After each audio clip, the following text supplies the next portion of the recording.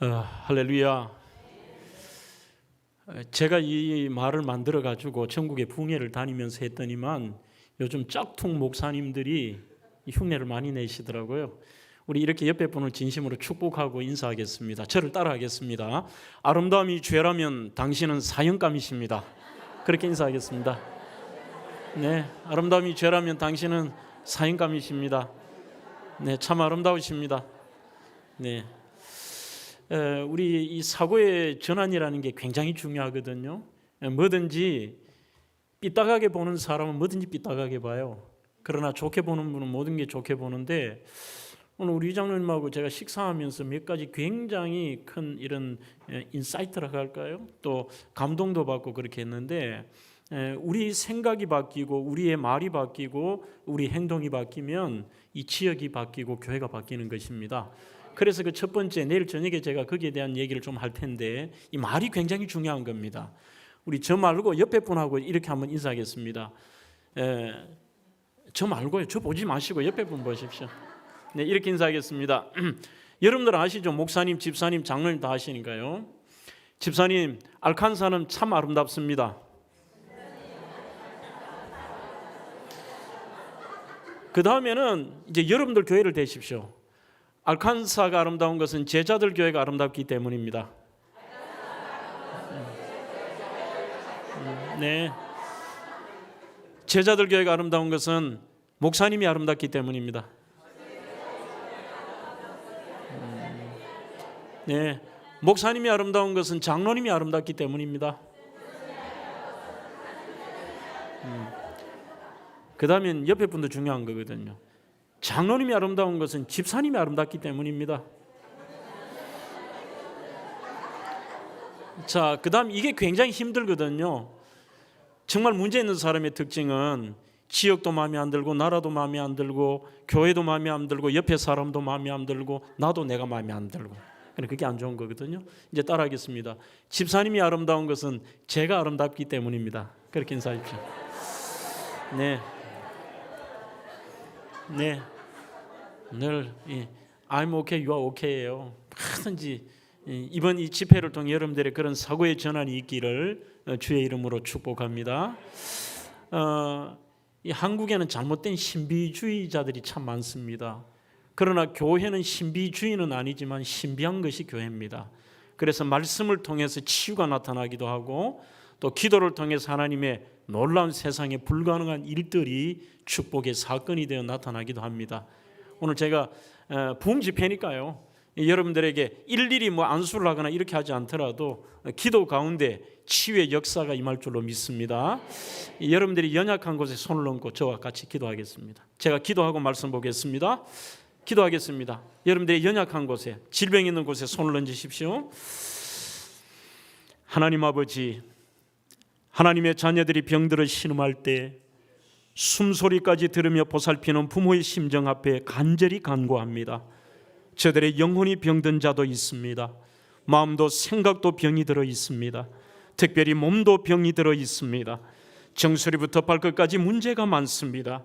주여, 우리를 살려주시기를 원합니다. 치료하여 주시기를 원합니다. 고쳐주시기를 원합니다. 변화시켜 주시기를 원합니다. 오 아버지 하나님, 예수님 찔림은 우리의 허물 때문이요, 예수님의 상함은 우리의 죄악 때문이며, 우리 예수님 징계를 받음으로 우리가 평화를 누리고 예수님 채찍에 맞음으로 오늘 이 시간 우리의 나음을 얻음을 믿습니다. 우리의 연약함을 담당하시는 주님이요, 우리의 질고를 담당하시는 주님이요, 다시 한번 저희들의 영혼과 육신을 고쳐주시옵소서. 우리의 몸을 성령의 전이라 말씀하셨은즉 성령의 전을 괴롭히며 파괴하는 너 모든 저주받은 질병과 고통들아, 오늘 이 시간 내가 나사린 예수 그리스도의 이름으로 너희들에게 명령하노라. 사랑하는 오늘 손을 얹은 성도들의 마음과 생각과 몸에서 즉시 떠나가며 물러갈지어다. 떠나갈지어다. 떠나갈지어다. 그리고 다시는 역사하지 말지어다. 머리부터 발끝까지 모든 신경의 조직, 세포의 조직, 오장육부, 사지백체, 관절, 뼈마디, 이비인후, 모세혈관, 피부병, 알러지 질병, 남들에게 말 못할 신음하는 질병에 이르기까지 오늘 주여 이들을 불쌍히 여겨 주시옵소서. 우리의 구세주 나사렛 예수 그리스도 이름으로 명하노니 손을 얹은 주의 자녀들에게서 모든 질병과 고통은 떠나갈지어다. 아멘하는 저들의 입술이 축복의 기적의 통로가 되게 하여 주시고 여호와 라파의 하나님 치료의 광선을 발하여 주시옵소서. 아버지 하나님, 종이 간절한 마음으로 부탁을 드립니다. 말씀을 듣는 가운데서도 깨달음의 은총을 주시고 듣는 귀를 주옵소서. 열린 마음을 주시옵소서. 아멘으로 말씀을 받고 그 말씀이 듣는 곳에 머무르는 것이 아니라 우리의 삶 속에 축복으로, 우리의 삶 속에 실천으로 나타나게 하여 주시옵소서. 전하는 종에게도 말씀의 특별한 은사를 덧입혀 주시옵소서. 예수님 이름으로 간절히 기도하옵나이다. 아멘, 아멘. 오늘 첫날 여러분들과 함께 나눌 제목은 여러분들의 소원은 무엇입니까? 이런 제목을 잡아보았습니다. 사람들은 누구나 다 어릴 때부터 소원이라는 것을 안고 살아갑니다. 어린아이들에게 너의 소원이 무엇이냐 물으면 대다수는 그것은 바로 자신의 장래 희망을 이야기할 때가 많습니다. 너의 소원이 뭐야? 이렇게 물으면 저의 소원은 이러이러한 것이 되고 싶습니다. 그렇게 이야기를 합니다. 이것이 이제 철이 들어서 청장년이 되면 거의 모든 분들의 소원은 가지는 것에 대한 소원입니다. 가진다는 것은 건강, 우리 또한 사랑하는 여인, 물질, 돈, 권력. 그래서 저희 은사였던 리처드 포스터는 그의 책에서도 사람들은 굉장히 고상한 것처럼 그렇게 가장된 모습을 보이지만 모든 사람들에게는 돈과 섹스와 권력에 대한 가짐에 대한 이 욕망을 그들의 소원으로 안고 살아간다는 것이죠. 또 저를 포함하여 여기 계신 모든 우리 어르신들, 또 우리 이 자리에 계신 많은 분들의 부모님들의 소원은 뭘까요? 부모님의 소원. 그렇죠. 저는 우리 어머니에게 가장 작년에 저희 어머니 돌아가셨는데 제일 많이 했던 말이 이거예요. 어릴 때 제가 이렇게 물어봤습니다. 엄마의 소원은 뭐야? 물으면 나 소원은 뭐 다른 거 있냐? 우리 이 새끼란 말을 잘 쓰잖아요. 우리 자식 새끼들 굶지 않고 공부시키는 게 소원이라고 그랬어요. 그게 우리 어머니의 소원이었어요. 늘 나는 우리 자식 새끼 굶지 않는 것, 그 다음에 공부시키는 것. 이게 연세가 연만하신 어르신들의 소원이 뭐냐고 물으면 거의 100%가 회복에 대한 소원을 가지고 살아갑니다. 이 회복이라는 것은 나 옛날처럼 건강해 봤더라면, 나 옛날처럼 조금 더 열심히 있었더라면, 나 옛날처럼 이런 믿음의 회복이 있었더라면, 그런 회복에 대한 소원을 안고 살아갑니다. 최근에 제가 인터넷에서 어느 날 누군가가 당신의 소원을 들어준다면 하는 우리 한국의 청년의 참 서글픈 하나의 소원을 읽은 적이 있습니다. 1년 동안 돈 걱정 없는 백수로 놀게 해준 다음에 전 세계 여행을 하며 온갖 산의 진미를 맛보고 좋아하는 취미 생활을 실컷 해본 다음 좋은 직장을 찾아서 정년까지 일할 수 있게 해주세요. 이렇게 적어놨어요. 이게 소위 한국 청년들의 현재 소원이라는 것이죠. 여러분, 저는 오늘 절대 여러분들에게 이것이 나쁘다고 이야기하고 싶지는 않습니다.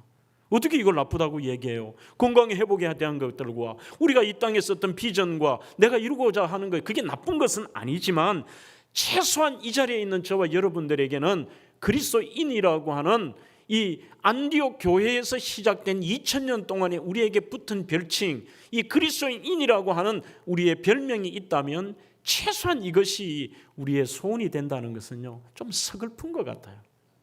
좀 우리는 진짜 그리스도인은 아니라고 볼 수 있겠죠. 그래서 R.C. 스프롤이라고 하는 분은 진짜 우리가 하나님이 기뻐하시는 삶에 대한 소원이 있느냐가 바로 너가 진짜 그리스도인이냐 아니냐에 대한 평가의 기준이라는 거예요. 하나님이 기뻐하시는 삶이냐, 그것이 나에게 있느냐는 것이죠. 그래서 제가 이러한 소원에 대한 생각을 하고, 목회자도 소원이 있을 겁니다. 오늘 우리 전 목사님도 그러시고 우리 여기 있는 모든 목사님들도 소원이 있을 겁니다. 저도 저 나름대로 목회자로서 소원이 있거든요. 이게 물론 조금씩 바뀌어요. 처음에는 우리 대면교회가 처음 제가 18년 전에 부임할 때 출석 교인이 약 한 370명, 아주 뭐 평범한 오래된 정말 아주 그 화석화라 그러잖아요. 확 굳어 있는 이런 한 370명 교인이었고, 지금 교회가 이전할 때쯤 돼서 저희들이 약 한 800명 정도 출석을 했고, 지금 저희 교회가 약 한 2,500명 조금 더 되는 것 같아요. 그러면 초창기에는 솔직히 저도 그런 것이 저의 꿈이고 소원인 줄 알았습니다. 그게 뭐냐면 빨리 하나님께서 우리 교회를 좀 부흥이라는 것은 숫자로 생각했던 것이죠. 그러니까 이 부흥이 됐으면은 이 370명 교회에서 800명 교회에서 2,500명 교회에서 지금은 또 이런 뭐 8,000명, 10,000명 이런 이 숫자의 이야기를 하나의 목회자가, 제 솔직한 고백이에요. 이게 그때는 이 숫자의 부흥이 하나의 저에게 꿈이었고 소원이었다는 거죠. 이게.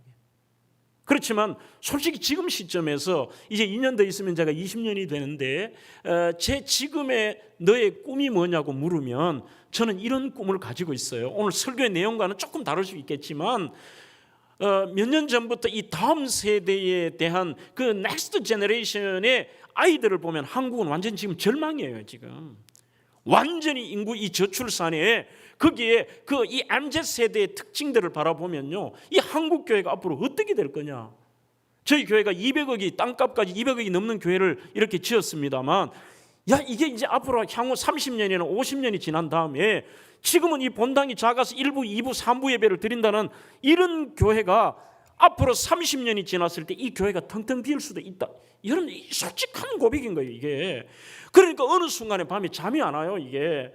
내가 다음 세대를 생각하면 눈물만 나고, 이 아이들이 우리가 다 천국 간 다음에 이 아이들이 어떻게 될까 그 생각만 하면은요, 이게 진짜 잠이 안 오는 거죠.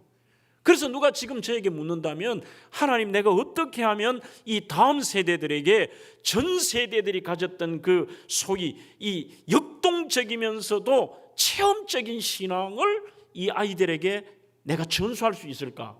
이게 솔직히 지금 저는 저의 꿈이기도 해요. 오늘 이러한 저희 목회적인 꿈보다도 보편적인 우리 모든 그리스도인들이 가져야 될 진짜 소원이 뭐냐, 여기에 대한 이야기를 좀 하려고 하는 겁니다. 그래서 제가 성경에서 소위 소원이다, 소망이다, 비전이다라는 것을 한번 다 찾아본 거예요. 그 가운데서도 이 빌립보 1장 19절로 21절, 20절에 나오는 사도 바울의 이 표현을 간절한 기대와 소망이라는 표현이 나와요. 아포카라도기아니라. 이게 어떤 말이냐 하면 어떤 대상을 향해서 집중해서 나 이거 꿈꿔, 나 이거 바래 하는, 이게 아포카라도기아니에요. 이게 바울에게 그런 간절한 기대와 소망이 있다니까 제 눈이 이만큼 커지면서 도대체 그 위대한 사도 바울의 간절한 기대와 소망이 어떤 것일까? 거기에 대한 나름대로 제가 연구를 좀 해본 것이죠. 오늘 얘기를 첫 시간 여러분들과 함께 나눠보고자 하는 것입니다. 여러분, 이 빌립보서는 AD 62년에서 64년에는 사도 바울이 로마의 감옥이라고 하지만 정확한 의미에서는 가택연금이 되어 있었죠. 집에서 이렇게 묶여 있는 게 아니라 로마에 있는 새 집에서 있으면서 출입을 이렇게 잘 할 수는 없었어요. 그리고 AD 67년에서 68년은 진짜 그가 착고에 처해져서 로마 감옥에 있었죠. 바로 이 빌립보서는 그가 AD 62년에서 64년경에 바울이 로마의 새 집에 있었을 때에 쓰여졌습니다. 그때 그에게 에바브로디도라는 분이 소위 위문을 온 거예요. 위문을. 그 위문 온 이유가 뭐냐? 자기가 개척한 빌립보 교회에, 지금으로 말하면 유럽이죠. 유럽의 첫 성인 빌립보 성에 있었던 빌립보 교회가 소문을 듣게 됩니다. 우리 교회를 설립하신 지금 바울이 로마에 갇혀 있다는 거예요. 야, 우리가 그냥 있었으면 안 되지 않냐? 그러면서 그들이 선교 헌금을 모아서 이제 에바브로디도 편으로 바울에게 주죠. 이렇게 바울을 만났는데 그가 들었던 이 빌립보 교회의 형편이 이게 보통 일이 아닌 거죠. 크게 문제는 세 가지입니다. 첫 번째는 그렇게도 나누기를 좋아하고 선교를 잘하고 이름 자체처럼 이 내용 전체가 기쁨으로 충만했던 이 빌립보 교회가 율법주의라는 이단이 들어왔습니다. 오늘 간단하게 설명을 드립니다. 율법주의라는 것은 말 그대로 소위 그들이 예수 그리스도를 믿지만 구약에 있는 율법적인 것들을 여전히 강조를 하면서 성도들에게 소위 질책과 오늘 판단과 그들에 대한 많은 부분에 책망을 하면서 성도들의 기쁨을 빼앗아가 버린 거예요. 그럼 제가 여러분들에게 여쭤보고 싶습니다.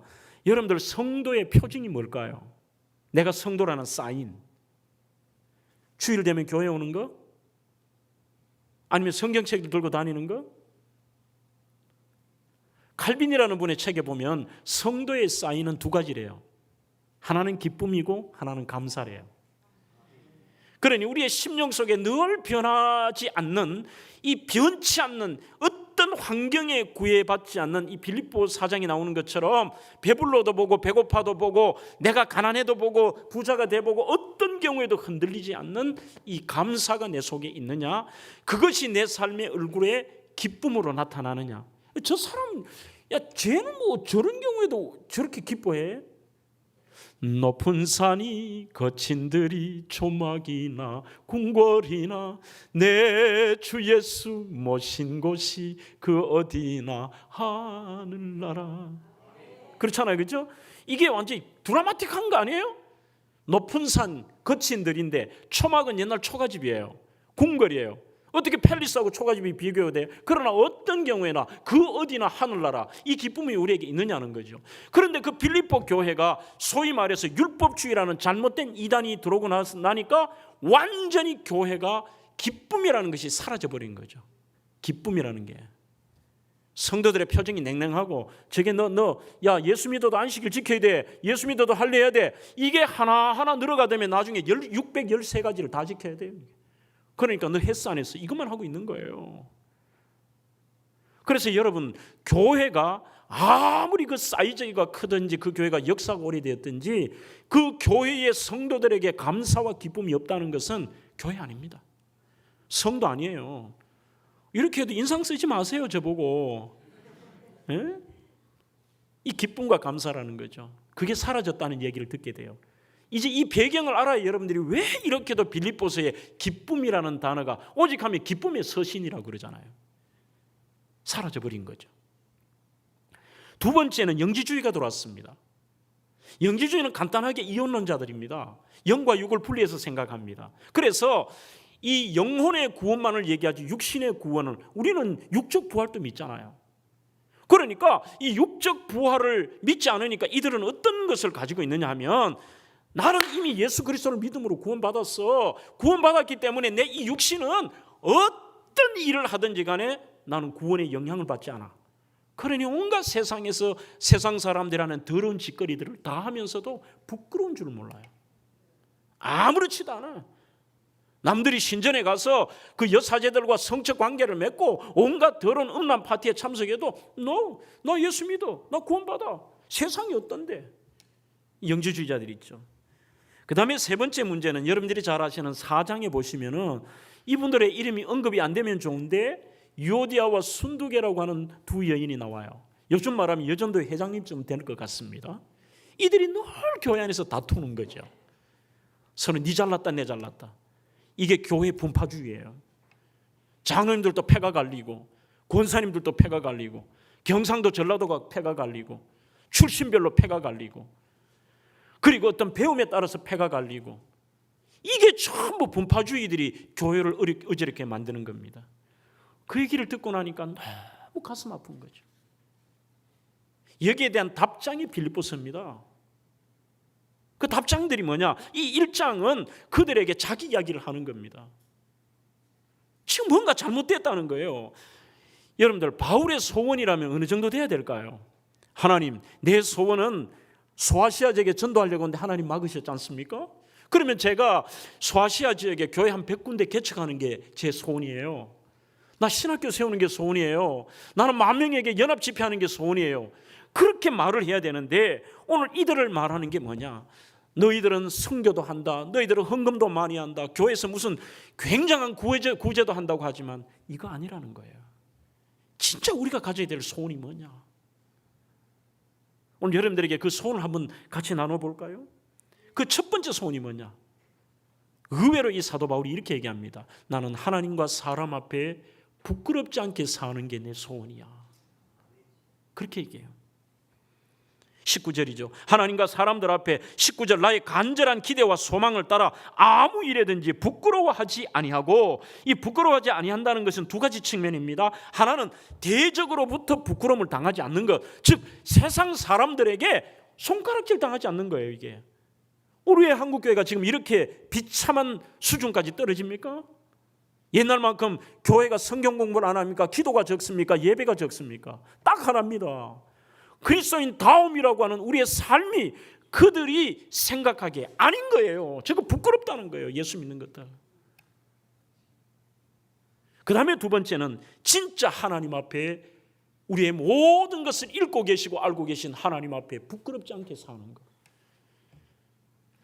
여기에 대해서 제가 한번 곰곰이 연구도 해보고 책도 한번 찾아보았습니다. 여러분들 어떻게 생각하세요? 하나님 앞에 우리가 부끄럽지 않게 산다는 게 어떤 것일까? 기껏해야 사람들이 이렇게 얘기할걸요. 도둑질하지 않고 간음하지 않고 내가 사기치지 않고 내가 성격이 온유하고 뭐 이러면 부끄럽지 않은 줄 알아요. 그래서 나름대로 수많은 책들을 찾아보면서 제가 얻었던 제일 제 마음에 와닿았던 게 H.J. 포스터라는 분이 여기에 대한 내용을 쓴 게 있더라고요. 우리가 과연 하나님 앞에 부끄럽지 않게 사는 게 어떤 것일까? 그 첫 번째가 현재의 의무에 충실한 것. 현재 의무. 창세기 1장 28절 하나님의 문안 명령이 나옵니다. 하나님이 그들에게 복을 주시며 하나님이 그들에게 이르시되 생육하고 번성하여 땅에 충만하라, 땅을 정복하라, 바다의 물고기와 하늘의 새와 땅에 움직이는 모든 생물을 다스리라 하시니라. 이렇게 되어 있는데 이 히브리어 원문에는 파라, 라바, 말라, 가바시라는 명령이에요. 생육하고 번성하고 정복하고 다스리고. 그러니까 그게 우리의 의무고 명령인데, 그 문화명령이라고 하는 그 자체에 대해서 네가 세상에서 우리가 두 가지의 의무가 있습니다. 하나는 세상에 대한 의무는 뭐냐? 생육하고 번성하고 정복하고 다스리고. 오늘 장로님하고 식사하면서도 그 얘기 안 했습니까? 요즘 진짜 아이를 너무 안 낳아서 이거 문제예요. 지금 한국은. 원래 제가 그 연구팀에서 같이 연구도 했는데 0.75예요. 결혼해서 아이들을 놓는 숫자가 0.75. 심각한 지경이에요. 제가 대학에 재단 이사장을 했으니까 숫자에 민감해요. 왜냐하면 학령 인구가 지금 대한민국은 이제 그 벚꽃 피는 순서대로 대학이 망합니다. 이미 신입생을 한 명도 모집 못하는 학과가 57개 학과가 나왔어요. 그리고 앞으로 3년 뒤에는 대한민국의 대학이 230개 중에서 30개 대학은 신입생을 한 명도 모집 못하는 때가 옵니다. 68만에서 70만 명 됐던 학령 인구가 지금 현재 고3 아이들이 47만 명, 초등학교 1학년 아이들이 올라올 때가 27만 명. 이것은 우리가 하나님 앞에 부끄러운 줄 모른다니까요. 그래서 저도 하나님 앞에 너무 죄송한 게 이 부분이 있어요. 생육하고 번성하고 정복하고 다스리고, 물론 하나님께서 뜻이 계셔서 주시지 않을 수도 있어요. 그것도 괜찮아. 하나님이 주셨는데도 그것을 우리가 막는다는 것은 부끄러운 거예요, 이게. 그래서 2명이면은 이게 우리 본전 아니에요, 이게? 하나님 앞에 본전이니까 이거 부끄러운 거죠, 이게.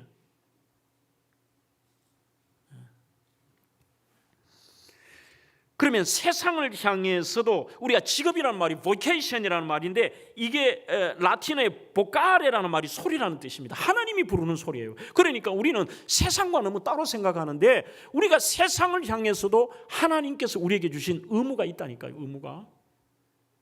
그거 안 하면 우리 부끄러운 거예요. 그러니까 최선을 다하는 거. 목회자는 목회자로서 아무리 시대가 변해도, 제가 18년이 돼도 지금도 토요일 되면은 한 새벽 2시, 3시까지 잠 안 자요.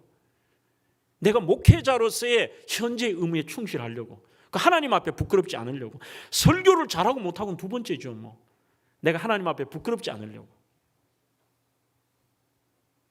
그 다음에는 우리가 신앙적으로도 이게 현재 의무가 뭐냐, 하나님이 일에 최선을 다하는 건데, 이번에 우리가 이 코로나 팬데믹을 통해서 완전히 한국교회와 이 이민교회 민낯이 그대로 드러난 거예요. 이게 부끄러운 줄도 모르는 거죠, 이 예배에 대해서. 최근에 이 MZ세대라고 하지 않습니까? 그 MZ세대의 특징을 요약한 것을 제가 본 적이 있어요. 그 세 가지 특징이 있답니다. 그런데 이 아이들이 이게 부끄러운 줄을 몰라요. 첫 번째가 뭐냐면 플로팅 크리스찬이에요. 붕 떠 있는 거죠. 이게 기초도 없고 뿌리도 없고 아무것도 없고, 어떻게 할면 자기 원하는 대로 그냥 막 하나님이 어떻게 생각하시는지, 내가 해야 될 일이 뭔지 없는 거죠. 그 다음에 두 번째가 이 아주 말이 좀 희한해요. Spiritual but not religiously예요. 그러니까 나는 영적이라고 생각해. 나 예수 믿어. 나도 예수 믿고 천국 가. 나 예수 믿는데, 그러나 but not religious. 그러니까 종교적이지 않아. 우리는 늘 영적인 거 좋아하고 종교적인 거 그러는데, 이번에 이 코로나 팬데믹을 통해서 이 종교적인 것이 얼마나 중요한가 저는 깨달았어요. 이민교회는 제가 잘 모르겠습니다. 이게 부끄러운 줄 몰라요. 요즘 젊은 세대들이. 오늘 여기 젊은 세대들은 눈에 띄는데, 여러분들 아이고 목사님 뭐 이번 강사 목사 젊은 세대 심정을 몰라? 그런 소리 하지 마라. 우리 교회가 대구에서 청년들이 가장 많은 교회 중에 하나야. 청년들이 300명이 넘고, 이 열매 지역이라 해서 신혼부부들, 이 어린 신혼부부들 우리 가정이 150상이 넘어요. 그러니까 나 이 말 해도 되잖아. 그러니까 어떠냐 하면은 이 아이들이 굉장히 미안한데 비겁해요. 하나님 앞에 부끄러운 줄을 몰라 이게. 그러니까 우리는 옛날에 무조건 막 영적인 거, 뭐 신비한 것만 좋아하고, 옛날 부모님들은 너무 율법적이야, 너무 종교적이야. 그런데 우리 현재 의무는 여러분들 종교적이지 않아요? 모이는 거, 드리는 거, 헌신하는 거, 전도하는 거, 특히 예배하는 거, 이게 전부 종교적이야. 이걸 안 해버리는 거예요 지금. 이게 부끄러운 줄 몰라. 그러니까 아주 핑계를 대길 이래요. 나 우리 예수 믿어. 나 그렇게 영적이야. 그런데 지금 이 코로나 팬데믹이 오니까 옛날에 할머니 권사님들, 우리 장로님 집사님은 달라요. 한국교회가 완전히 셧다운 돼가지고 예배 참석도 못하고 영상으로 예배를 드리는데도 젊은 아이들은 제일 먼저 11조부터 안 드려요. 교회 안 나온다고 신났어. 근 1년간 11조 안 드려요. 그런데 희한해요. 교회가 못 나오고, 어떤 의미에서 교인들은 숫자가 줄어도, 저희 교회도 보니까 2,500명 정도 출석을 하는데 코로나에서 회복이 된다 해도 1,900명 이렇게 되더라고. 그런데 헌금은 안 줄어요. 이제 민낯이 드러난 거죠. 이 속에 몰랐던데, 할머니 권사님들은, 부목사님들, 저희 교회도 부목사님들이 안에 지성전 세 군데하고 합치면 10분이 계시는데, 이분들이 권사님의 전화를 받아요. 목사님 집에 좀 와주세요. 왜요? 하니까, 아니 교회는 못 가는데 헌금을 보내야 되는데 어떻게 할 방법이 없어요. 그래. 그래서 부목사님이 가서 헌금을 받아와요. 옛날 말이면 이거 너무 율법적이지 않아? 이거 너무 종교적이지 않아요? 그런데 그분들의 마음에는 하나님 앞에 부끄럽지 않아야 되는 거죠. 지금은 부끄러움이 뭔지를 몰라요. 이게. 그 다음에 세 번째 특징은 하이브리드 처치입니다. 앞으로 이게 지금 한국교회뿐만 아니라 이민교회도 절대로 이러지 마십시오. 뭐 여러분들 나 2번 부를 거 아니고 나 오늘 할 말 다 하고 갈 거예요 이번에. 이 하이브리드 처치 세 번째 특징이야. 하이브리드가 하나는 전기고 하나는 이 가스로 가잖아요. 그러니까 나 편하면 온라인 예배 아니면 오프라인 예배. 그래서 무슨 젊은 목사들도 뭐 온라인 예배를 뭐 준비하며 웃기고 있네. 이게 한국교회를 망하게 만드는 거예요. 여러분, 우리가 하나님 앞에 현재 의무는요, 제가 이런 말을 합니다. 신앙생활은 불편합니다. 신앙은 편함이 아니에요, 여러분. 신앙생활이라는 자체는 구약의 제사 제도로부터 지금의 우리 예수님 오시고 난 이후에도 주님께서 우리에게 그 율법과 제사에 대한 자유함을 주셨지만 우리의 삶에 대한 의무는 더 강하면 강했지 약해지잖아요. 더 모여야 돼. 더 모여야 돼요. 더 모여야 되고, 더 드려야 되고, 더 헌신해야 되고, 더 기도해야 되고. 그렇잖아요. 그런데 무슨 하이브리드 처치예요? 그래, 나 가기 싫으면 안 가도 돼. 뭐 영상으로 이렇게 뭐 예배 보면 똑같이 뭐. 이게 처음에는 간절함으로 이렇게 하다 나중에는 어떻게 될까? 잠옷 입고 볼 거예요, 영상을 아마. 이 하이브리드 처치 잘못된 거죠. 현재 의무. 현재 의무. 두 번째, 하나님 앞에 부끄럽지 않게 사는 건 뭐냐? 우상 숭배하지 않는 것. 목사님 당연한 말 아닙니까? 이것은 바로 하나님보다 더 마음에 두고 사랑하는 모든 게 우상입니다. 때로는 돈입니다. 쾌락입니다. 권력입니다. 어떤 분은 취미도 있습니다. 그리고 죄송하지만 한국 부모님들은 자식이 우상이 될 때도 있습니다. 그래서 로마서 12장 2절에도 너희는 이 세대를 본받지 말고 오직 마음을 새롭게 함으로 변화를 받으라고 되어 있는데, 이게 영어 성경 가진 분 보세요. 뭐라고 되어 있느냐 하면은 이 세상의 패턴을 쫓아가지 말라는 거예요. 그래서 우상이라는 것은 여러분들의 삶에 이번 이 집회를 통해 냉정하게 무슨 뭐 붕붕 뜨고 이렇게 안 하더라도 정말 냉정하게 내가 하나님보다 God first, 하나님보다 먼저 내가 앞서 나간 게 있느냐를 점검할 필요가 있습니다. 내가 하나님보다 먼저인 게 있느냐. 그래서 저희 교회는 표가 God first예요. 표지석도 God first. 그리고 들어보시면 여러분들 여기에 강대상도 God first. 앞에 있는 먼지털이 하는데도 God first. 카페도 God first. 우리 교회 실내 체육관에도 God first. 전부 하나님 먼저.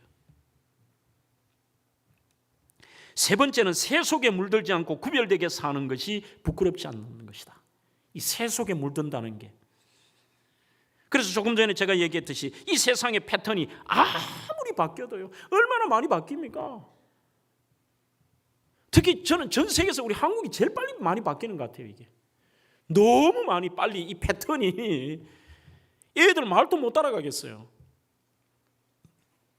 한 번은 어느 스승의 날에 우리 교회 고등부 아이들이 큰 전지에 담임 목사님에게, 이 시니어 패스터에게 막 이렇게 격려의 막 편지를 써서 보냈는데 막 전부 좋은 말인데 하나는 제가 이해가 되지 않아요. 말을 뭐라고 해놨냐면은 담임 목사님 간지 포스 짱입니다요 이렇게 적어놨더라고. 간지 포스 짱. 이 폴스는 알겠어. 또 짱도 알잖아요. 최고 막 우두머리 짱은 아닌데 간지. 우리 어머니가 옛날 어릴 때 개새끼 보고 간지라 그러던데 목사 보고 개새끼를 할 일은 없고. 그래서 제가 우리 교회 부목사님에게 물어봤어요. 야 이리 와봐. 간지가 뭐냐? 요즘 애들. 그리 날 보더니 목사님 시대 뒤떨어지 그것도 모르냐는 거예요. 하여튼 굉장히 좋은 말이에요 이게. 말뿐이 아니라 이 문화가, 그리고 이 세속이라는 자체가, 그죠? 우리 어릴 때 보면 왜 권사님 안 그랬어요? 영화 같은 데서 흑백 영화 이래 보다가 남자 여자가 이래 만나가 장면이 무슨 나오는 것도 하나 없고 괜히 막 밀밭에 팍 쓰러지기만 해도 막 가슴이 콩닥콩닥 뛰는, 그랬잖아. 뭐 그냥 장면이 하나 나오지도 않잖아요 이게.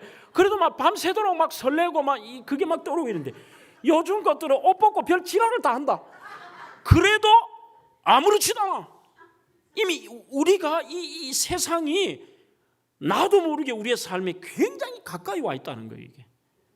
그래서 부른 찬양 중에 제가 좋아하는 찬양 중에 이게 있죠. 세상 풍조는 나날이 변하여도 나는 내 믿음 지키리니, 그러잖아요. 세상 풍조는 나날이 막 엄청나게 바뀌지만 고리타분하게 산다는 게 아니라 우리의 신앙의 부분만큼은 절대로 하나님 앞에 부끄러워서는 안 돼. 안 돼. 그래 늘 그분을 의식하며 사는 거죠.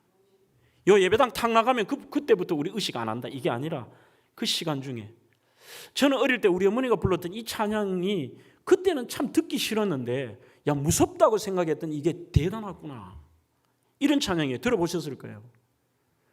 아침에는 예수로 눈을 뜨게 하시고 저녁에는 예수로 눈을 감게 하소서. 예수님 내 주여 내 중심에 오셔서 주님 한 분만으로 만족하게 하소서. 그래요. 아침에 예수로 눈 뜨고 저녁에 예수로 눈 감고. 2절은 더 무서워요. 물을 떠난 고기는 살 수 있다 하여도 예수 떠난 심령은 살 수 없다 하셨네. 예수님 내 주여 내 중심에 오셔서 주님 한 분만으로 만족하게 하소서. 그래. 응? 절대 예수 떠나고 그분 우리가 의식 안 하면 죽는다 이런 거 그래. 부끄럽지 않게 살려고 노력하셨잖아요. 이 역전의 용사들 우리 여기 다 계시잖아요. 여기 쫙 젊은이들 까불지 마라. 이게 맞다는 거예요. 지금 이게 맞다는 거예요. 이거를 우리가 제 소원이 그거라니까요. 이런 우리 신앙의 전대들을 수선대우라는 이 맹자의 그 옹정제 글에 나왔듯이 어떻게 그 전 세대의 이 아름다운 신앙을 다음 세대에 이어줄 것이냐. 예수 떠난 심령은 살 수 없다 하셨네. 예수 떠난 심령 살 수 없다 하셨네. 여러분 지금은요 교회도 얼마나 세속화에 전혀 분위기를 못 찾아요. 찬양도 예배도 아마 오늘 여기 와서 저는 너무 좋았어요. 여러분 촌스러운 게 아니에요. 지금 우리가 이 드리는 이 사도신경의 고백과 예배의 순서들이 막 이런 것들이 수천 년에 걸쳐서 그리고 개혁주의가 시작이 되면서 종교개혁이 이루어지면서 또 몇백 년간에 걸쳐서 500년 동안 철두철미하게 연구하고 복음적으로 바뀐 게 지금 제도인데 무슨 세상에 안 맞니 열렸느니 뭐가 어떠니 아닌 거예요. 그래서 예배도 하나님 앞에 부끄럽지 않아야 되기 때문에 하나님 앞에 부끄럽지 않는 예배 드려야 되고 이게 무슨 세상에 무슨 집회 무슨 세상의 단체가 무슨 모여가지고 뭐 모르겠다는 거예요 이게. 그래서 찬양도 찬양 다 와야 되고 예배도 예배 다 와야 되고요. 제가 한 번은 지방에 있는 대신대학이라는 신학대학에 제가 재단 이사장으로 있으니까 이제 학교에 가서 밤에 늦게 이제 결제를 하고 교회로 돌아오는데 대구 CBS에도 제가 이사장으로 있어요. 그래서 CBS 라디오를 켜니까 이름은 밝히지 않을게요. 우리나라 유명한 CCM 가수가 이렇게 진행하는 찬양도 틀어주고 사연도 소개하는 게 있어요. 그 방송 아마 밤에 나와요. CBS에서. 그분이 이러더라고. 여러분 아주 코맹맹이 소리 나는 분이에요. 오늘 하루도 힘든 생활에 고생 많으셨죠? 그래요. 나 힘들었어. 그래. 얼마나 힘들으셨어요? 고통과 힘든 여러분들에게 찬양 하나 들려드릴게요. 이래요. 너무 좋다. 그래요. 찬양은 시편 23편 그래요. 갑자기 볼륨을 높여서 너무 좋은 거예요. 하루 종일 지쳤는데 여호와는 나의 목자시니 내게 부족함이 없으리로다. 그가 나를 푸른 초장에 누이시며 실만한 물가로 인도하시는도다. 나 오늘 이 찬양 듣고 집에 가면 너무 행복할 것 같아. 그렇게 이렇게 틀었더니만 갑자기 랩이 나오는 거야. 랩이. 부흥회니까 내가 물 한 모금 먹고 흉내 한번 내볼게요.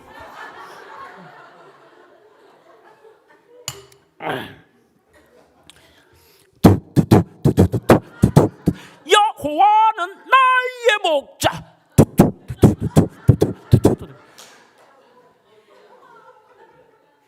우와, 갑자기 뒷골이 확 당겨. 막 화가 나는 거예요. 자, 제가 한번 그대로 왜 화가 난지를 설명을 드릴게요. 만약 예수님을 전혀 알지 못했던 어떤 한 사람이 삶이 죽을 만큼 괴로워요. 사업도 이제 부도 직전이고 인생 끝났다고 생각해. 그런데 자기 옆에 있던 이 그리스도인 보면 늘 어떤 경우에도 기뻐하고 견디고 감사하고 늘 어떤 의지하는 대상이 있어요. 좋아. 그래서 죽으러 가다가 그래 이 예수 믿는 놈은 도대체 어떤 놈들인지 한번 들어보자고 CBS 기독교 방송을 켰어. 여러분 오늘 하루 많이 힘드셨죠? 그래 죽을 만큼 힘들다. 여러분들을 위해 찬양 하나 들려드릴게요 하고 쳤어. 그래 쥐가 이렇게 뭔가 이렇게 있고 이러는데 갑자기 그럼 뭐 어떻게 될까? 아니 그걸 듣고 우리 청년들이요 한번 답해 보세요. 아무리 오늘 시대가 그럴지라도 그걸 들으면서 아 평안하다, 아 예수 믿으니까 좋다, 오 와우 내 내일부터 교회 가야지 이렇게 생각할까? 그게 제가 화가 나는 거예요. 신앙은 제가 아까 전에 뭐라 그랬습니까? 불편함입니다. 그리고 신앙은 시대를 거슬러 가는 거예요. 시대를 반대하는 게 아니야. 그래서 주님께서 말씀하시기를 오늘 우리에 대한 거룩함이 세상과 단절하며 살라는 게 아니라 세상 속에 구별되게 살라는 거죠. 뭔가 다르다는 거예요. 틀린 게 아니라 그들과 다른 경건함, 그들과 다른 정말 그들이 없는 것들이 있잖아요.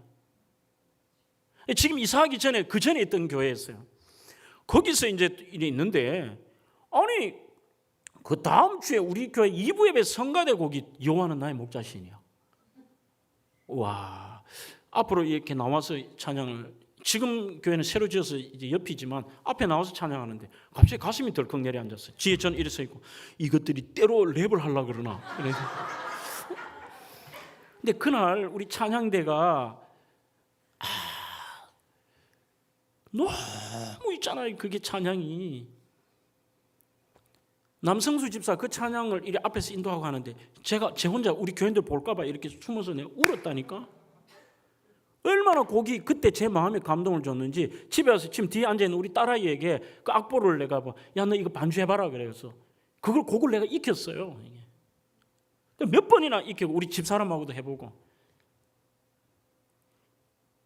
여호와는 나의 목자 내게 부족함이 없으리 푸른 초장에 누이시며 쉴만한 물가로 인도하네 내 영혼을 소생시키시며 이렇게 곡이 쫙 나가는데요. 그 가사 하나하나가 진짜 가슴에 박히는 거예요.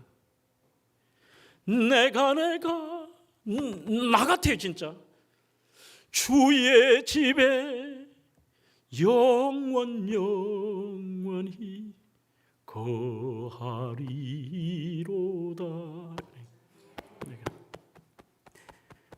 하나님의 집에 우리가 거하는 거. 왜 교회가 하나님 앞에 부끄러운 짓을 하면서도 부끄러운 줄 모른다는 거예요. 이게 오늘 이 시대를 안 따라가면 그게 오히려 이상하다고 생각하고 시대에 덜 떨어졌다고 생각하는 거예요. 가치관은 성경적인 가치관입니다. 교회가 성도가 성도답지 못한 것이 이게 문제인 거죠. 그게 부끄러운 거지. 왜 우리가 구별되게 살아가는 예배와 구별되게 가는 삶이 잘못된 게 아니라는 거예요. 그 다음에 네 번째는 유혹과 불의 앞에 끝까지 믿음을 지키는 것입니다. 뭐 이거는 제가 자세한 설명이 필요 없겠죠. 좋은 예가 구약성경 창세기 39장 7절의 요셉의 스토리입니다. 요셉이 여기에 보시면은 바로 보디발의 집에 있었던 스토리입니다. 여러분들 아마 잘 아실 거예요. 아직도 가야 할 길을 썼던 스카펙이라고 하는 분이 있죠. 정신과 의사이신 분이고 베스트셀러 작가인 이 스카펙의 다른 책에 보면은 성경의 모든 인물 중에 가장 정신병자가 될 가능성이 높은 사람이 요셉이래요. 맞는 것 같습니다. 가장 어린 나이에 어머니를 잃었습니다. 아버지는 자기를 사랑한다고 했지만 그 편애를 통해 형제들의 미움을 받습니다. 그리고 그가 어느 정도 자랐을 때의 청소년기에 그 형들의 미움이 극에 달해서 나중에는 죽음의 고통을 겪죠. 나중에는 먼 나라의 노예로 팔려갑니다. 그리고 가장 심각한 것이 뭐냐면은 사람에게 어떤 어려운 순간이 와도 미래가 있거나 끝나는 시점이 있으면 견딘대요. 그러나 요셉은 그것도 아닙니다. 미래가 없습니다. 돌아갈 가능성도 없습니다. 회복의 기미도 없습니다. 그런 상황에서 오늘 이 스토리가 나오죠. 바로 그 보디발의 아내가 39장 7절에 요셉에게 눈짓하다가 동침하기를 청하니 이렇게 되어 있습니다. 이게 히브리어 원문에 보면 단회적인 게 아니에요. 우리는 쉽게 말하면 우연히 한번 탁 가다가 보디발의 아내가 한번 이렇게 요셉을 유혹한 걸로 아는데 이게 아니라 계속적 용법이야. 집요하게. 내가 눈이 찢어져서 흉내가 될지는 모르겠다. 시간만 나면 말이야, 나도 외롭고 너도 외롭고 내가 너의 배경이 되어주마. 하룻밤 자자. 그러니까 39장 9절에 요셉이 이렇게 얘기하죠. 내가 어찌 사람에게는 내가 설사, 첫째는 사람에게도 내가 어떻게 부끄러운 짓을 할 것이냐. 주인이 당신 이외 모든 것을 나한테 이름했는데, 그러나 설사 사람에게 그리할지라도 내가 이 큰 악을 행하여 하나님께 죄를 지으리까. 나 하나님 앞에 하나님 앞에 부끄럽지 않게 살아야 돼요. 하나님 앞에. 우리는 여러분들 그것이 당연하게 생각하지 마십시오. 거꾸로 여러분들이 요셉이라고 생각해 보시죠. 상식적으로 보디발의 아내 정도라면 상당히 미인이 아니었을까요? 성경에 미인인지 아닌지는 안 나오지만 제가 한번 바꾸어 생각해 봤어요. 내가 요셉이면 어떻게 했을 거냐. 내가 요셉이었다면 내가 먼저 보디발의 아내에게 아침에요 그랬을 것 같아. 좀 그랬을 것 같아요. 쉽지 않다는 거죠. 내가 어찌 여호와 앞에 득죄하리까. 그래서 리처드 포스터의 영적 훈련과 성장에 보면 우리는 하나님 앞에 부끄럽지 않게 살기 위해서 늘 세 가지 훈련을 하래요. 첫 번째, 단순성 훈련. 단순성. 다 뭐 복잡해. 이것도 저것도 뭐 정신 없는 거예요, 이게. 그래서 단순성 훈련. 이게 나쁜 게 아니라니까요. 교회, 집, 가게, 교회, 집, 가게, 교회, 집, 가게. 그런데 꼭 이 단순성이 깨질 때 문제가 생긴다니까요. 교회, 집, 가게, 이제 하나씩 늘어가. 교회, 집, 가게, 조금 사놓으면 골프장, 교회, 집, 가게, 골프장. 그 다음에 교회, 집, 가게, 이제 어떤 사람 만나죠. 교회, 집, 가게, 술집, 교회, 집, 가게, 술집. 이게 자꾸 늘어난다니까, 사람이. 그래서 어떤 분은 지겨운 줄 알지만 그게 아니에요. 이 땅의 짧은 우리 나그네 인생길에 단순성 훈련. 그 다음에 두 번째는 홀로 있기 훈련. 나 혼자 있을 때. 나 혼자 있을 때 내가 어떤 생각을 하고 어떤 내가 행동을 하느냐. 이 단순성 훈련. 그 다음에는 홀로 있기 훈련. 그 다음에 세 번째는 복종 훈련. 하나님의 말씀에 어렵지만 복종 훈련. 절대로 부끄럽지 않게 산다는 게 쉽지 않습니다. 그 다음에 다섯째는 우리가 하나님께 부끄럽지 않게 산다는 게 뭐냐. H.J. 포스터는 이렇게 말합니다. 작은 일과 보이지 않는 곳에서도 하나님 자녀답게 정직과 신실 그리고 자존심을 지키는 거다. 이 말은 중요한 단어가요. 작은 일, 보이지 않는 곳. 이 정도는 아무것도 아니야. 이게 쉽게 세상 사람은 넘어가도 이게 하나님 앞에 부끄러운 거예요. 우리는 아무리 작은 말 하나, 작은 행동 하나도 하나님 앞에 부끄러운 거는 부끄러운 거예요. 그래서 성경은, 저도 산상수훈에 대한 책을 썼습니다만, 한 여자에 대해서 간음을 한, 성적인 관계를 한 것이나 음욕을 품는 것은 하나님 입장에서는 동일한 것이죠. 그래서 우리의 삶들이 작은 일에도, 제가 부끄러운 얘기를 좀 하나 드릴까요? LA에서 유학을 할 때에 피자 배달을 3년을 했거든요. 피자 배달을 3년 하면은 단골집을 다 외워요. 거의 외워요. 지금 1999년이었으니까 꽤 오래됐죠. 그러면 피자 배달을 하면, 이쪽은 제가 잘 모르겠어요. 하여튼 LA는 통계가 나와요. 절대 제가 인종차별하는 거 아닙니다. 여기 수할 사람도 없고. 남성, 여성 중에는 남성이 팁을 잘 줘요. 젊은 분과 연세 드신 분 중에 연세 드신 분이 잘 줘요. 백인과 흑인 중에는 백인이 잘 줘요. 통계가 나오겠죠. 최고가 누구냐? 백인 할아버지 최고입니다. 하여튼 제일 많이 팁을 줬어요. 제 기준으로. 그렇게 하는데 정말 이 케이스가 여러 가지가 있는데, 어떤 데는 팁을 후하게 주는 분이 있고 어떤 분은 안 주는 분도 그때는 있었어요. 최악의 경우는 뭐냐? 거리도 멀고 한 번 제가 나갔다 오면 50센트를 줬어요. 기름값으로. 그러면 50센트인데 거리는 멀고 팁은 안 주는데 부해질까지 하는 놈이 있어요. 이 최악의 경우지.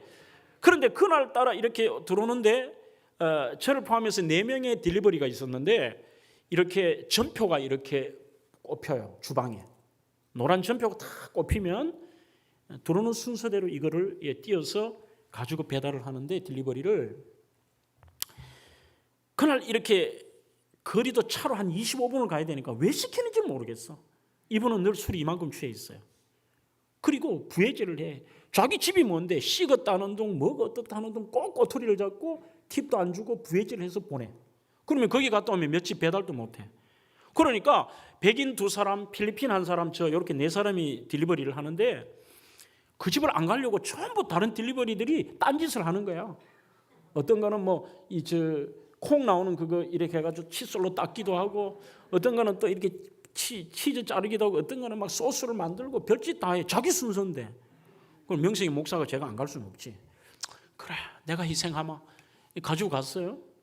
갔는데 아뿔싸 빨간 이 피자 가방에 피자 엑스트라 라지 2판에다가 위에 볼에다가 샐러드를 얹었죠. 그래서 이렇게 가는데 그만 이렇게 내려서 턱에 탁 걸려버린 거예요. 이게 턱에 걸려버려서 확 쏟아버린 거지. 쏟으니까 쏟아지면서 이게 이제 피자 가방은 확 제가 낚아챘는데 샐러드 볼은 그대로 떨어져 버렸어요. 이게 떨어져 버리니까 피자를 옆에 이렇게 놓고, 그러면 다시 갔다 와야 돼요. 갔다 오면 25분. 지금도 가면 저 사람 부해질 할 텐데 어떻게 할까? 그 고민을 하는데 사람이 오랜 시간이 걸리잖아요. 그 잠깐의 시간에 무슨 생각이 제 머리에 왔다 갔다 하느냐면, 갔다 오긴 너무 거리가 멀다. 그렇지? 그리고 저놈은 늘 부해질을 하는데 마침 이게 샐러드가 쏟아진 게 잔디밭이네. 아우, 잔디밭이네. 그래, 가면은 또 주인도 또 난리 날 거고, 같이 갔다 오면 또 그것도 안 들고, 이걸 어떻게 하지? 그래서 그 플라스틱 샐러드 볼을 열고요. 양상치, 토마토 2쪽, 까만 거 있잖아요, 여러분들. 올리브 있잖아요. 올리브. 다행히 렌치 드레싱은 뚜껑을 닫아가 괜찮더라고. 그래서 넣고 뚜껑을 닫았어. 닫고 배를 누르니까 그날 또 이분이 한 백인 60대 초쯤 되신 분인데, 그날 또 술이 이만큼 취했더라고. 이렇게 하더니만 제일 먼저 이 피자를 꺼내서 줬어요. 주니까 피자를 열고는, 술 취한 분들의 특징이 있잖아요. 왜? 한참 동안 얘기를 안 하는 거예요. 그래서 이거 아무리 봐도 이게 뭐 또 피자가 떨어지면서 찌그려졌냐 뭐 이렇게 생각이 드는데, 한참 보더니만 굿이라 그러더라고.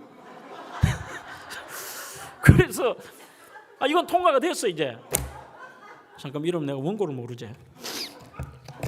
그래가지고는 이제 놨죠. 놓고 나서 두 번째 이제 문제는 오늘의 문제인 이 샐러드야.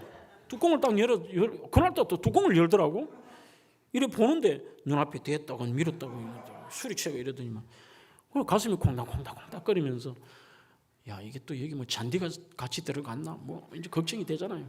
보니까 베리굿이래. 그래 줬어요. 이제 베리굿으로 줬어. 주고 이래 나왔는데, 이제 그 피자 빨간 가방을 제 차 뒤에 이렇게 던지고 이렇게 핸들을 잡는데요, 갑자기 눈물이 확 쏟아지는 거야. 왜냐하면 그냥 아무도 본 사람인데 하나님 앞에 내가 그냥 쪽팔린 거야. 이게 내가 목회자가 저 사람한테 이 샐러드 하나조차도 내가 진짜 떳떳하지 못한, 너가 무슨 교인들한테 목회하려고, 네가 무슨 목사야, 네가 무슨 전도사야, 네가 무슨 이게 그냥 막 너무나 막 그냥 속상한 건 거예요. 이게 아무 본 사람 없다고, 그분이 술 취했다고 내가 그 사람한테 샐러드 하나도 정직하지 못한, 차라리 욕먹지. 양쪽 다 욕먹지. 그분한테 욕먹고 주인한테 욕먹고. 그렇지. 뭔데? 그게 뭔데? 내가 내 양심 팔고 내가 신앙이니, 그것도 목회자가 그래 막 눈물이 계속 나는 거야. 이게 너무 죄송한 거야, 하나님 앞에. 그래서 오면서 계속해서 하나님 죄송해요, 하나님 죄송해요, 하나님 죄송해요, 하나님 죄송해요. 그래 왔어요. 나중에 제가 한국 가서 목회를 하고 이제 안식일로 왔을 때 도저히 안 되겠더라고. 그래서 피자집에 갔어요. 지금은 그 주인 아저씨가 죽었는데 그 주인 아저씨 있을 때 이제 내가 그때 이런 일이 있어서 나 그 사람 꼭 내가 사과를 하고 뭔가를 좀 갚고 싶다 하니까 나보고 이러더라고요. 걱정하지 말아요. 왜 그러냐니까 죽었대. 너무 속상한 거야. 내가 갚을 길도 없더라고. 근데 여러분 오늘 제가 부끄러운 얘기를 왜 하느냐 하면 의외로 믿는다고 하면서 우리요 정말 얍삽해요. 정말 아무것도 아니에요. 그래서 예수 믿고 우리가 하나님 앞에 부끄럽지 않게 산다는 이 말을 저는 이해가 돼요. 작은 일과 보이지 않는 곳에서도 하나님의 자녀답게 정직과 신실 그리고 자존심을 지키는 거예요. 자존심 지키는 거예요. 누가 안 봐도 돼. 그냥 내가 하나님 앞에 내가 자존심 지키는 거죠. 이게 이제 이해가 되는 거예요. 아, 바울이 이게 진짜 그의 소원이었구나. 바울도 이게 안 됐구나. 그 다음에 크게 두 번째로 그의 소원은 20절 21절에 온전히 담대하여 살든지 죽든지 내 몸에서 그리스도가 존귀하게 되려 하려는 것이라. 어떤 어려운 환경에서도 좌절하지 않고 주눅들지 않고 믿음의 용기를 가지고 예수님만을 높이고자 하는 소원. 28절 그 바로 우리의 믿음의 담대함. 어떤 경우에도 그 예수 믿는 것에 대한 믿음에 포기하지 않는 것. 그런데 무슨 이 코로나 팬데믹 때문에 예배가 중단되고 코로나 팬데믹 때문에 예수를 떠나고요. 이게 웃기는 일 아니에요, 이게. 결국은 엄밀하게 말하면 믿는 거 아닌 거죠. 그래서 28절에도 이것 즉 믿음의 담대함. 어떤 어려운 환경에도 참고 기다리고 인내하고 좌절하지 않고 믿음 지키는 이것이 대적하는 자들에게는 멸망의 옛날 성경에는 빈거라고 되어 있습니다. 지금 성경에는 증거가 되고 너희에게는 구원의 증거니 이게 뭐냐? 하나님께로부터 난 것이니라. 그렇게 되어 있습니다. 그 첫 번째가 뭐냐? 담대함이라는 헬라 파를레시아라는 말은 말함에 주눅듦이었고 마음에 믿음의 용기로 차고 제일 중요한 세 가지가 파를레시아가 뭐냐? 끝까지 참고 기다리는 거. 한 번 더요. 우리의 그 믿음의 말에 그 용기가 있는 거. 누가 믿어도 나 예수 믿습니다. 요즘 우리 한국의 젊은 청년들, 대학생들 학교 가가지고 대학교에서 예수 믿는 거 쪽팔려가지고 식사기도 일한다 그러잖아요. 하나님 감사합니다.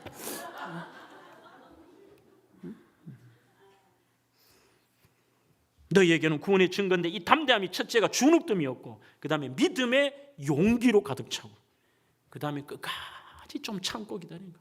좀 참으소. 여러분 젊은 세대들 한번 보세요. 막 난리를 한다. 좋다고.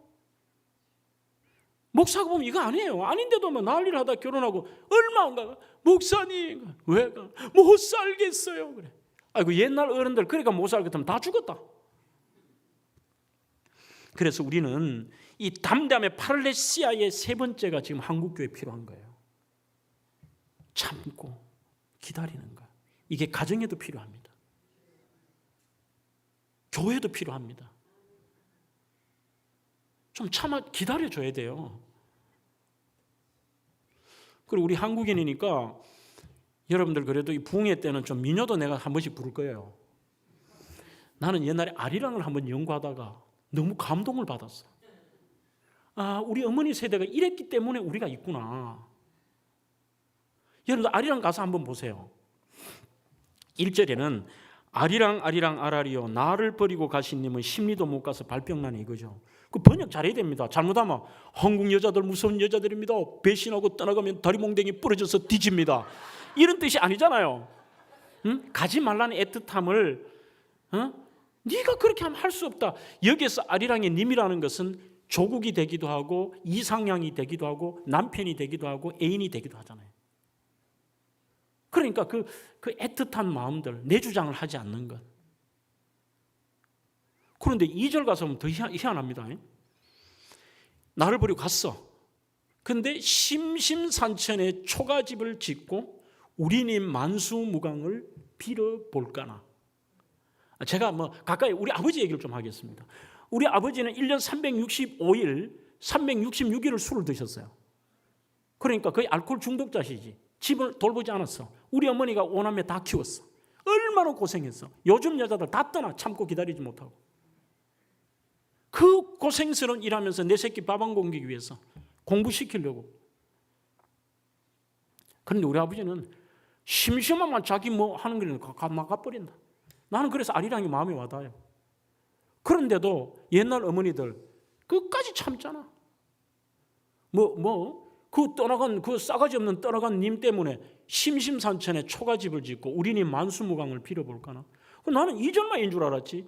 나중에 한번 보니까 아리랑은요 16절, 17절, 20절 계속 있더라고. 그 중에 15절인가 가사가 이래요.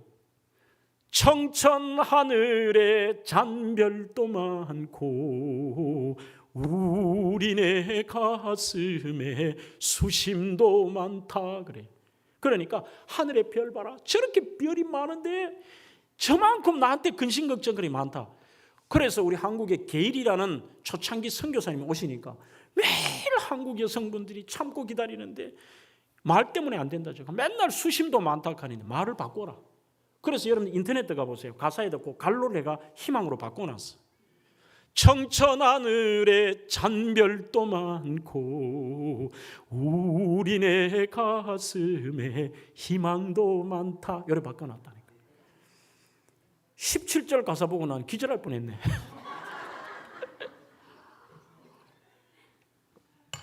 이래 적어놨어요.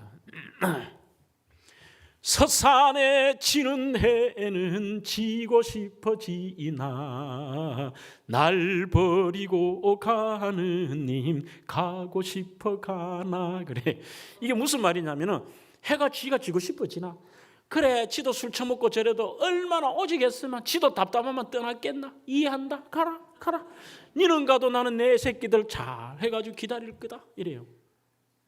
하이라이트 20절.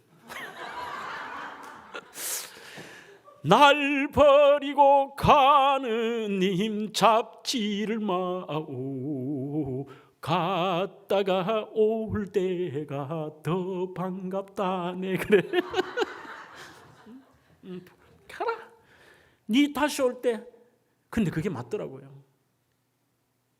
작년에 처음 가신 우리 어머니 보면은 우리 5남매가 전부 위에 큰형 교수하는 형님부터 전부 우리 막내까지 우리 엄마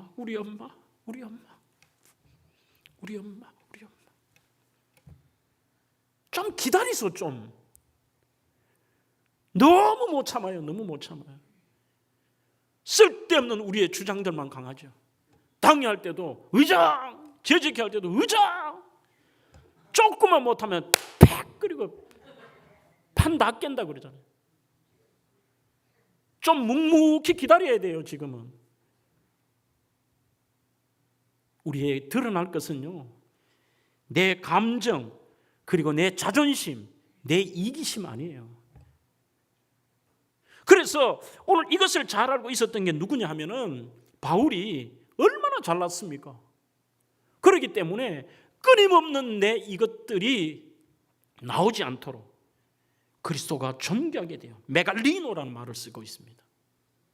이 메갈리노라는 말은 여러분들이 존귀하다는 말을 한국인들이 해석을 잘못해요. 그저 생활은 엉망으로 하든지 내 주장 강하든지 간에 예배 드리고 두 손 들고 찬양합니다. 다시 오실 왕. 이게 아니라 이 메갈리노라는 헬라어는 확대한다는 뜻입니다.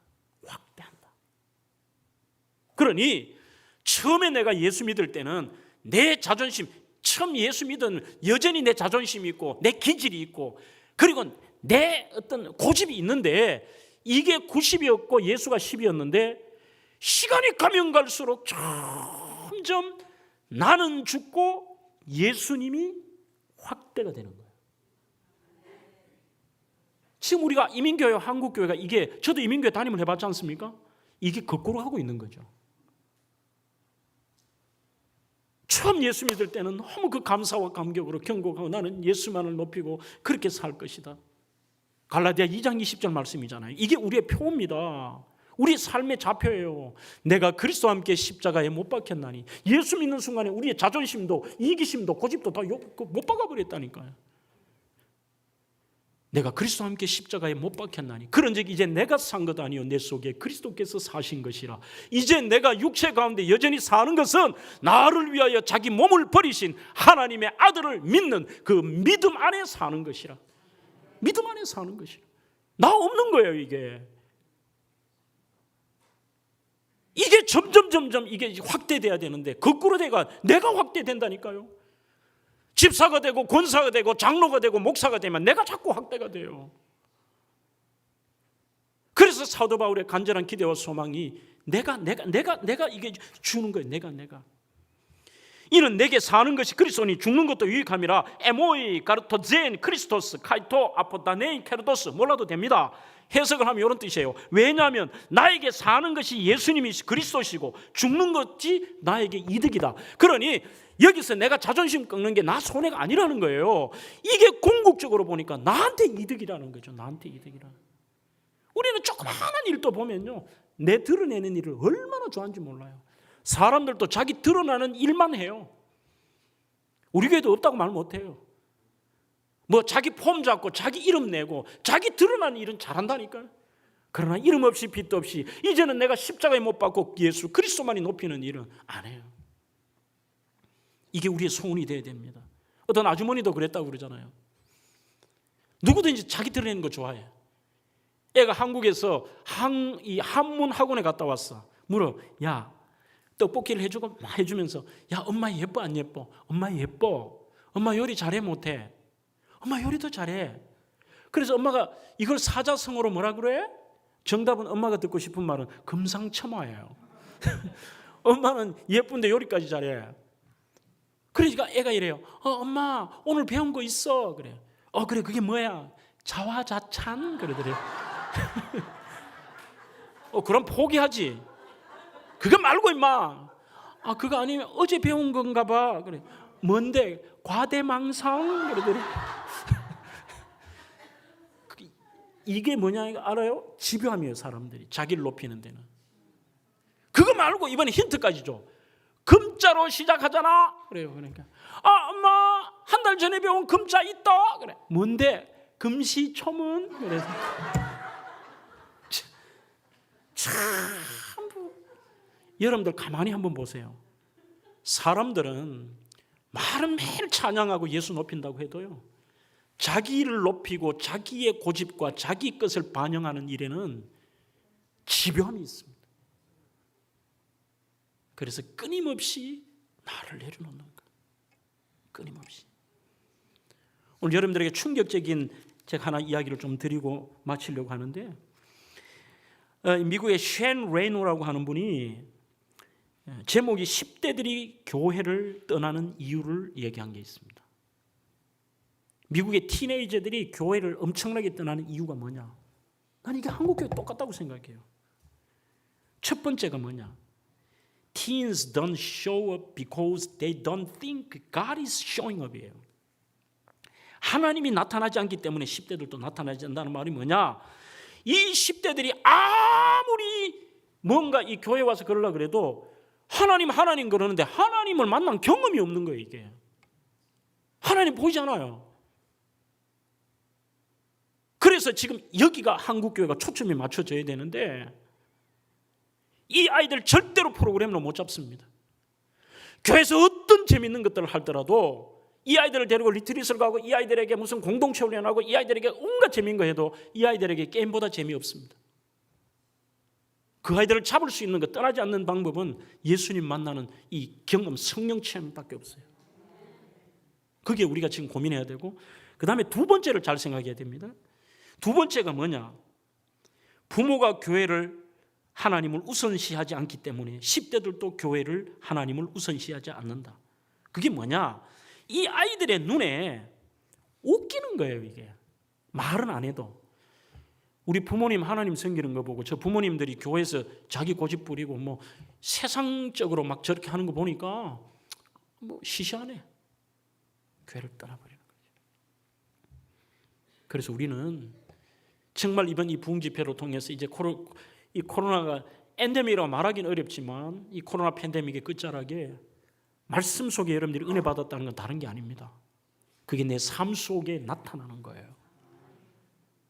내가 얼마만큼 예수 그리스도 때문에 나를 죽일 수 있느냐, 나를 내려놓을 수 있느냐. 우리 하나님 앞에 섰을 때 자존심 웃기잖아요.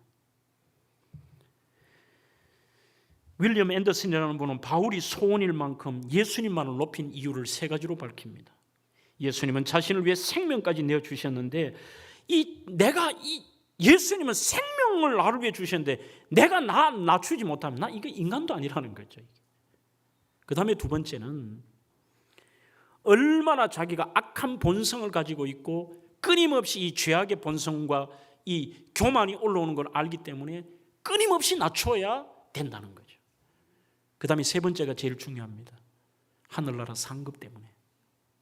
오늘 이 땅에서 내 대접받고 내 고집대로 다 하고 우리 천국에서 받을 게 뭐가 있어요? 그래서 사도 바울은 그의 소원이 나 아무 일이든지 하나님과 사람 앞에 부끄러워하지 아니하고 오직 그 믿음의 담대함을 지키고 나는 참고 기다리며 오직 나는 예수만을 높이리라. 예수만을 높이리라. 그것이 그의 간절한 기대와 소망이었고 이 소망이 우리 알칸사 지역에 함께 하시는 여러분들의 간절한 기대와 소망이 되기를 주의 이름으로 축원합니다. 축원합니다. 축원합니다. 기도하겠습니다. 하나님 감사합니다. 가장 부족한 종이 오늘 말씀의 수종을 듭니다. 이 말씀 우리의 신비에 새기게 하시고 사도 바울의 간절한 기대와 소망이 오늘 이 시대에 저희들의 간절한 기대와 소망이 되게 하옵소서. 예수님 이름으로 기도하옵나이다.